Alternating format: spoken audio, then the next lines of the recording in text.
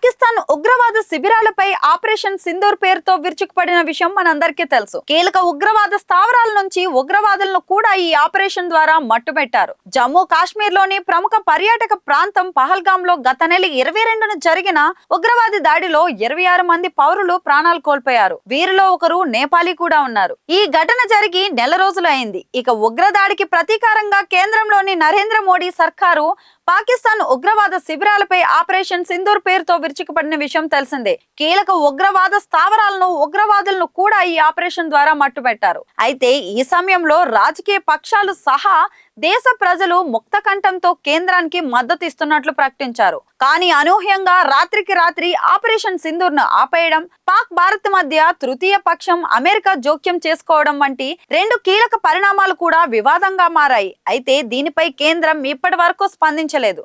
రాత్రికి రాత్రి ఎందుకు ఆపరేషన్ ఆగిందని, మధ్యలో అమెరికా ఎందుకు జోక్యం చేసుకునిందని కాంగ్రెస్ నాయకులు అయితే ప్రశ్నించారు. అంతేకాదు పార్లమెంటును ప్రత్యేకంగా కొలువుదీర్చి ఆపరేషన్ సింధూర్ ఎజెండాతో 4 రోజుల పాటు సమావేశాలను నిర్వహించాలని కూడా కాంగ్రెస్ అగ్రనేత రాహుల్ గాంధీ కోరుతున్నారు. ఇలాంటి కీలక సందర్భంలో బీజేపీ జాతీయ నాయకత్వం సంచలన నిర్ణయం అయితే తీసుకునింది.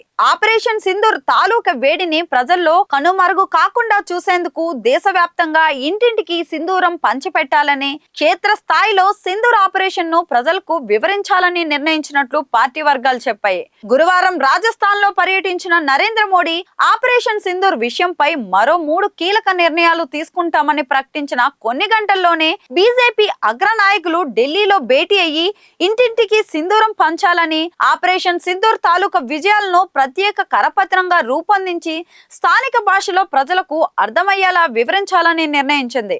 అంతేకాదు రైల్వే స్టేషన్లు, విమానాశ్రయాల్లో ఆపరేషన్ సింధూర్ కు సంబంధించిన కటౌట్లను ఏర్పాటు చేయాలని కూడా బీజేపీ అగ్ర నాయకులు నిర్ణయించారు. దీనిపై ప్రధాని మోడీతో సంప్రదించి ప్రకటించినట్లు బీజేపీ అగ్రనేత ఉత్తరాది ఎంపీ అయితే చెప్పారు.